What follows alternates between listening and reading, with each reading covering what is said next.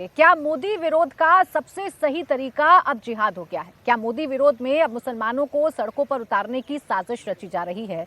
आखिर क्यों बार बार मुसलमानों को भड़काने की कोशिश की जा रही है? ये सवाल इसलिए क्योंकि पहले मदनी की तरफ से ऐसा बयान सामने आया जिसमें वो मुसलमानों पर हो रहे जुल्म सितम का जिक्र करते हुए ये बता रहे हैं कि एकमात्र रास्ता मुसलमानों के पास सिर्फ इतना है कि वो सड़कों पर उतरें, जिहाद करें। वक्त आ गया है जैसे पहले दौर में मुसलमान जिहाद किया करता था, अपने हक और हकूक के लिए सड़कों पर उतरा करता था, अब एक बार फिर से सड़कों पर उतरना चाहिए।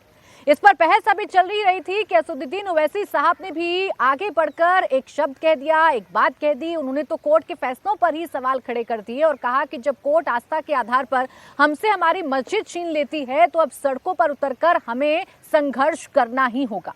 इस पर बहस हो रही थी, सड़क से लेकर अब संसद में भी इस पर बहस शुरू हो गई है क्योंकि रामपुर से समाजवादी पार्टी के सांसद मोहिबुल्लाह नदवी संसद में खड़े होकर ये बता रहे हैं कि वक्फ के नाम पर उनकी प्रॉपर्टी छीनने की कोशिश की जा रही है, समय कम दिया गया है, रजिस्ट्रेशन कम हो रहे हैं, जिसकी वजह से मुसलमान ठगा हुआ महसूस कर रहा है, मुसलमानों पर जुल्मो सितम हो रहे हैं और अगर ये जुल्मो सितम नहीं रुके तो एकमात्र रास्ता जिहाद होगा, सड़कों पर उतरना होगा, अपने लिए लड़ना होगा।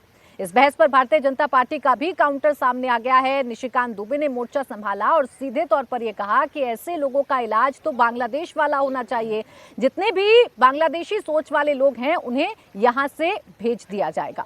आज इसी पर करेंगे चर्चा, सवालों के जवाब लेंगे। उससे पहले आपको सुनवाते हैं कैसे इन तमाम बयानबाजियों को लेकर अब सियासत हो रही है।